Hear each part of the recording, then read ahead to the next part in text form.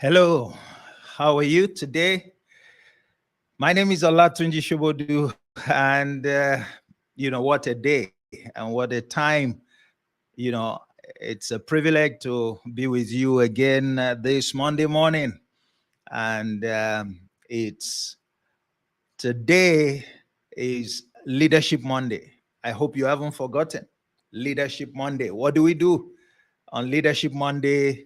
We hand one or two nuggets over to you so that you can do leadership right, you know, during the week. Every week, we share one nugget or the other. So incrementally, your ability, your capacity, your competence to lead, is being built up. So thank you for joining me this morning. Um, and it's my pleasure to be here. My name is Olatunji Shobodu once again, and this is coming to you from Emmet Leadership Academy. Emmet Leadership Academy, like I said, is Leadership Monday, and Olatunji Shobodu is my name. What are we talking about today? We are talking about the subject: make the impossible happen now. Make the impossible happen now. You would wonder, what am I talking about? Let me go straight to the point. What I'm saying is that the key to make your people, members of your team, to do the impossible, to do things that they never believed they could do, is in your hands. Yes, it is in your hands. And I bet you are not using it the way you should be using it. And it's nothing far-fetched, by the way. It's nothing far-fetched. The point I like to make to you, dear leader, today is this: your people can do much more than you acknowledge. Your people can do much more than you have discerned. Your people can do much more than you would like, all right, to agree to or to appreciate. To that extent, you're undermining your own work as a leader, because there is something you are not doing that is hindering the ability of your people to come forth as shining stars, at least for the high flyers among them, to be empowered, to be emboldened, and to show up, and to show up. And guess what? If you're unable to discover and to distinguish, really, to discover the high flyers and to distinguish the capabilities of your people, you are shortchanging yourself. You are shortchanging your ability to lead that team very well. You are shortchanging the kind of results that you can get with those wonderful people. All right. So today I am challenging you. At the same time, I'm encouraging you to take another look at your team, to come to your team with, a different approach, to be more willing to see the good in them and to nurture that good so that they can begin to do things not only that you never thought they could do, and perhaps you thought they could do a great deal more than they're doing, but maybe you haven't done or you haven't taken the action that you need to take. But at least certainly they probably do not appreciate that they can do far much more than they're currently doing. All right, as our custom is, let's go to the you know to the good book, they call it, to the scriptures, we call it. All right. And let's draw, uh, some inspiration from the scriptures. And today, I want you to take a look with me at Matthew 14 and verses, you can read verses 25 to 33. We won't read it right here. This is not, that session where we actually read the scripture. If you want to be a part of that, you will join the Authentic Leadership Academy. That's where we really dig deep and actually read out, and we draw almost line by line inferences, insights, again, on the subject of leadership, particularly, how to lead as an authentic leader. And that's still part of what we're talking about today. So the story is this. I'll just summarize for you, this story. And this story is basically something that many people know, whether or not you are, a Christian, you've heard this story. It was a time that suddenly Jesus appeared. His people had gone ahead of him in the boat, and he appeared, and they saw somebody walking on water. They saw him walking on water, and they shouted. They were afraid. They hadn't seen anything like that before. Oh, they said he's a ghost. He's a ghost. They didn't even know that he was the one. They didn't know he was there. It was their leader who was coming. And then immediately he calmed them down. He said, gentlemen, be of good cheer. I am the one. Don't be afraid. Calm down. Be of good cheer. I'm the one. Don't be afraid. And then one of them, and this is where I get excited. And then one of them, and you can guess who that is, Peter. And by the way, please take note that he eventually became the head of the team. So if you want to learn how to emerge as the head of a team, or if you want to learn what it takes to identify who your true, successors should be, you need to do an in-depth study on Peter's interaction, with his master. So what happened? Peter stepped up and said, okay, sir, if it is you, all right, tell me to come. If it is you, tell me to also come to you. That means tell me to walk on the water. I mean, that was like a crazy thing, how could you have said, how could you have even thought about it? I mean, that's something that we can discuss some other time. But he said, okay, so tell me to come if you are the one. Tell me to come if you are the one. Now, notice what happened. The leader, Jesus now, did not hesitate for a moment. Immediately he replied, come. He said, come. He said, come. That's in verse 29. He said, come. So now that spontaneous response tells you, very deep things. It tells you, for example, that he had no, doubt that what he was doing, which is walking on water, as strange, as really frontier kind of action, as it was not beyond what his people could do. So he was actually willing. He was ready. All right. He would love that his people can operate at that level. And he said, come. He didn't think about it twice. All right. And that's where I'm going. That's a kind of leader invoking a specific kind of action that is missing with many leaders today. What do you think Jesus did? He didn't speak any strange word. He didn't perform any magic or miracle. All right. All he did was to encourage Peter. Strong encouragement. He didn't command anything. He didn't do anything. He spoke directly in response to Peter. You really want to walk. I love the fact that, you want to step up to that level now. Let me show you that I believe that you can do it. So do it. Come. And that's what's missing with many leaders today. They fail to encourage their people. They fail to encourage their people. The leader needs to key into the power of encouragement. To the power of encouragement. You won't understand how powerful it is for a leader to encourage his people, to say, gentlemen, you can do it. Now, take the step. I mean, he was basically saying, Peter, I'm here with you. I trust that you can do it. I like for you to take the step.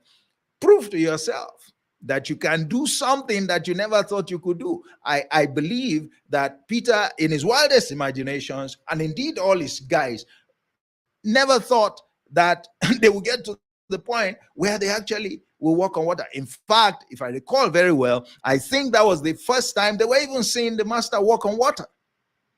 All right. Yes, they had encounters. There was a storm, and they had to wake him up and say, look, don't you care that we die? And he did something. But to walk on water, that's a new level. So look at yourself.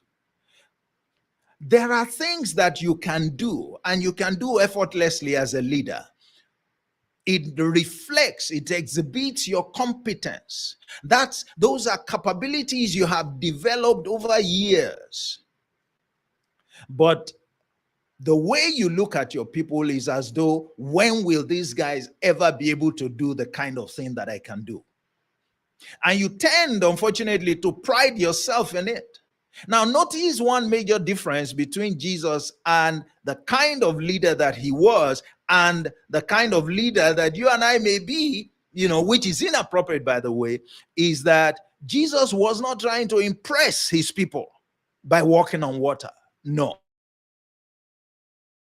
He was probably seeking to use the opportunity to show what more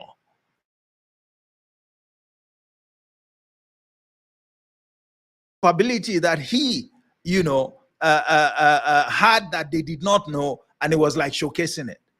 But some of us today, we will carry ourselves in a way that we want our people to be celebrating us, to be hailing us. All right. We think that that's the way, all right, to feel, to project, our difference or our power as leaders. But if you did that, then you don't understand what leadership is about, what true leadership is about. That's not what Jesus did by any means. In fact, he didn't seek to draw attention to himself, all right? Rather, he just wanted to focus on Peter and to show Peter that you can do this, all right? Since you were bold enough, okay, to put yourself out, since you showed the willingness, that's great. I encourage you to step up. So you need to encourage your people to step up. Now, Peter got on the water and walked on water. So his CV changed. His confidence in himself changed. Yes, never mind the fact that, we're told that when he looked up and he saw the storm, he saw the wind, he was affected adversely. All right. His faith was eroded. So he began to sink. All right. But the master caught him. Again, you see, at least he did try. At least it's on record that he walked on water. He did what he never thought he could do. All right. And from that experience, he learned very vital lessons. He learned that his faith needed to be strong. His faith was not strong enough in himself and in his ability to get certain things done. Very important. Now, one very important thing that encounter revealed to the leader and to Peter himself is that it was a differentiating encounter. It was only Peter that put himself forward and said, all right, tell me to come. Tell me to walk. Now that put Peter in a different league. So when you encourage and challenge your people and you observe their responses, it reveals a lot to you about the individuals you have on your team, what they are capable of doing, and the work that you need to do on each one to bring them up. So you could see that Peter distinguished himself, differentiated himself, projected to the master that, look, I'm capable of doing more things than my colleagues are capable of doing. And so when Peter ends up as the head, as the leader of the team, it shouldn't surprise us. He had demonstrated that he had certain capabilities that differentiated him from his other colleagues. We don't often pay attention to that. All right. But all of this came forth on the back of encouragement, the key of encouragement. In that instance, the leader, through the power of encouragement, made his person, in this case, Peter, to do what was impossible right there and there. So, through the encouragement that you give, deliberately in support of the development of your people, demonstrating your faith in the ability to do great things, you can make them to accomplish what they never thought they could do years from now, today. That's the power of encouragement. That's the power of encouragement. So you see, you can make the impossible happen now with your team. Who has the key?